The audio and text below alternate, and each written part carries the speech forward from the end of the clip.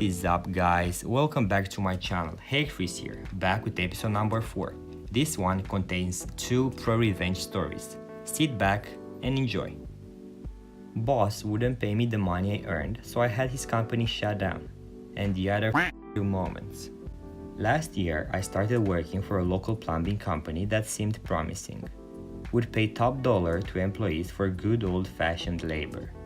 So I signed my W-2 and went on my way. Seems legit, right? I started out making an hourly wage, was given my own work van and was offered a work cell phone. However, if you used your personal cell phone, the owner of the company would pay your bill because you're using your own phone. How neat is that? Fast forward a month or two. I was forced to make a commission based off of every job and I didn't have a say in this. But 20% of every job you go to? Hell, that's a lot of money in plumbing. So I was none the wiser. Eventually I found out that my paychecks weren't having any taxes taken out of them. So I asked my boss, why am I not having taxes taken out of my check? To which he replied, when we switch you to commission, you're a subcontractor now, you're 1099, you're gonna be making so much bank now, bro. I didn't sign a 1099 form, but okay. As the time went on, I started working 90 hours weeks with no break. If my phone was turned off and the office folk tried to reach me and couldn't, they would take money out of my paycheck. The phone bill never got paid. There would be days where I wouldn't make a single dime because the boss would mess something up in our system. We also had no heat in our vans, and when it got to minus 14 degrees outside, his words to us were, go buy a blanket. I can't afford repairs like this right now. While he's in Florida on a cruise with his whole family. So like anyone else, I just up and quit. When I left, I asked for my checks. I was owed 3 of them for the weeks I worked, but my boss wasn't ready to give them up yet. You over, and now I'm going to you over. He said when I asked why he wasn't going to pay me. I offered multiple times for him to just meet me so this wouldn't have to go any further. He refused. I took to r/legal advice and asked what I should do. The responses led me to Laura, Department of Licensing and Regulatory Affairs, to file a wage claim to get my money. But on top of that, I filed a report with them stating the company doesn't pull permits, which is required to do when replacing people's plumbing. So they sent over an investigator to check these claims out. I then went to the IRS to find out about this whole tax ordeal. I filed the proper paperwork to have the IRS check and see if I was misclassified as a 1099 employee when I should have been a W-2 employee since they weren't taking taxes out. Sure as shit, I was wrongfully not getting taxes taken out of my checks, so the IRS sent an investigator of their own. Now, at this point, I see on my phone that I still have their email address linked to my Google account, so I do some snooping. It turns out they haven't paid city taxes in over 6 years, and that the office manager, a woman who has verbally abused me time and time again, collects disability through the state but still collects 1.5k paycheck from the company every week. You can bet your I sent that in with the IRS, screenshots included in my email. This is how it all unfolded. I have a friend that still works, or rather worked for them at the time, and he told me about the investigators coming in. Laura fined them upwards of $50,000 for failing to produce the proper permits for work that was performed. They also pay me what the company owed me with interest, since I waited over a month for those checks.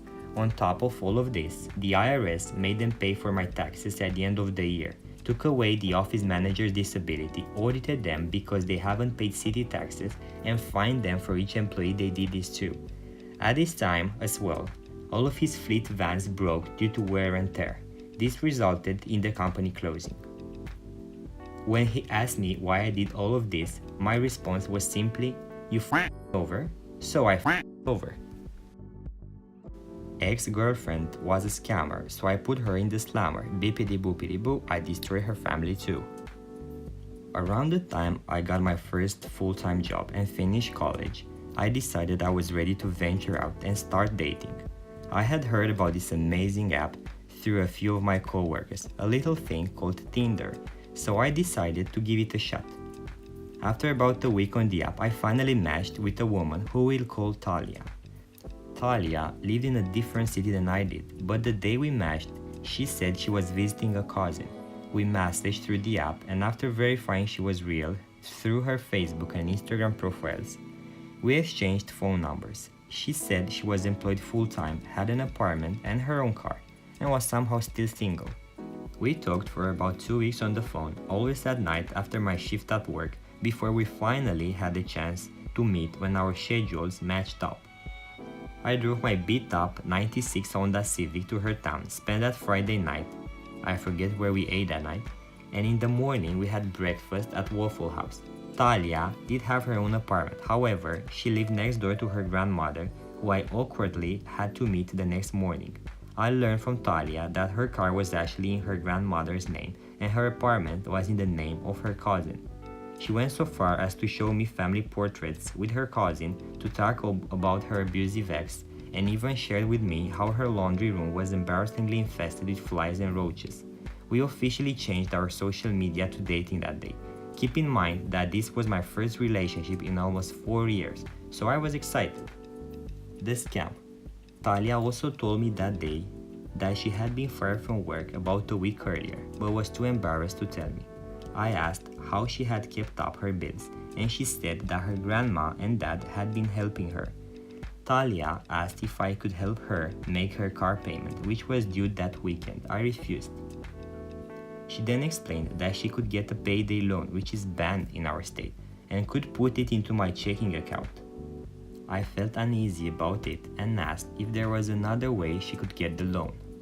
Talia said that she couldn't use her grandma or dad's accounts because they had burned her in the past. I thought it was weird, but she started crying, so I called my bank where I had an account since high school graduation and opened the linked checking account. I gave Talia the new checking account number and routing number. Talia contacted the payday loan company in Alabama, and by Sunday morning, she had the funds in my linked checking account. Per our agreement, I gave her the money. Talia promised to repay the loan within 2 weeks. I had my reservations, but went back home and back to work Monday. Talia called me on Wednesday and said she had a new job. I asked if she had the payday loan squared away with her first paycheck. She said she did, but I still got charged $47 2 weeks after she set up the loan. I called my bank, called Talia to verify the loan was going through her, and terminated the charge from the payday loan as I was not the signed person. Talia and I agreed to meet Memorial Day weekend 2 weeks later. She stated that her dad had given her a check for the entire loan amount, $1,800, and that she would deposit it into my bank near her. Like a fool, I let her deposit the check right before Memorial Day weekend. 2 weeks later, the payday loan company charged another $47 plus penalty fees and another $47. The $1,800 check bounced. Talia stopped answering her calls and blocked me on everything. I called my bank and informed them that I was a victim of a fraud. Within hours, my main checking account, into which my paycheck had gone, my savings account with $800 saved for a new car, and the new checking account were closed. My best friend from college, we'll call him Clark, found Talia had 2 of every social media account, the one she shared with me and the one on which she had a boyfriend. Her cousin from her family photos was actually her boyfriend since high school. Talia was 22, 23. Her boyfriend, we'll call him Jason, was in prison, but from their social media posts, she was visiting him once a month minimum and had plans to marry him.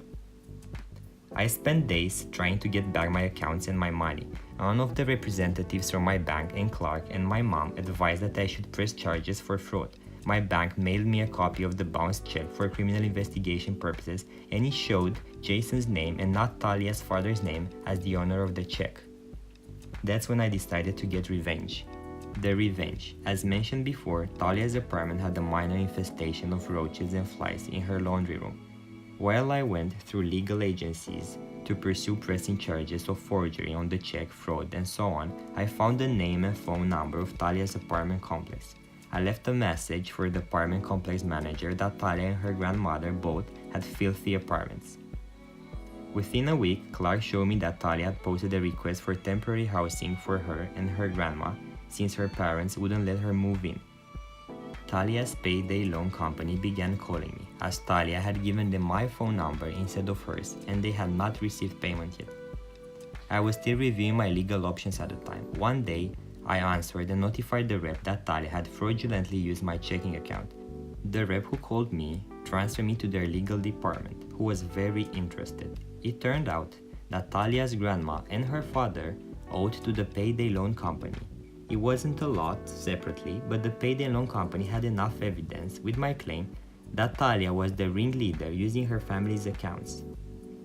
I turned over my evidence, including Talia's text messages promising to pay, the copy of the bounced check, and my bank statements. By the end of the year, Talia was arrested on several charges. Her grandma and father were also arrested but took pleas for lesser charges in exchange for turning over evidence on her. I didn't have to testify at the trial, but I kept informed. Talia's grandma had had a minor heart attack when she was arrested and had a more significant one during the trial. I'm not sure if her grandma lived or died after the trial. Despite this, Talia went to prison for multiple counts and will serve more than a decade behind bars. Alright everyone, that's it for this episode. I really enjoyed reading these two stories. Hope you guys liked it. If you did, please don't forget to leave a like and subscribe. See all of you tomorrow. Have a good one.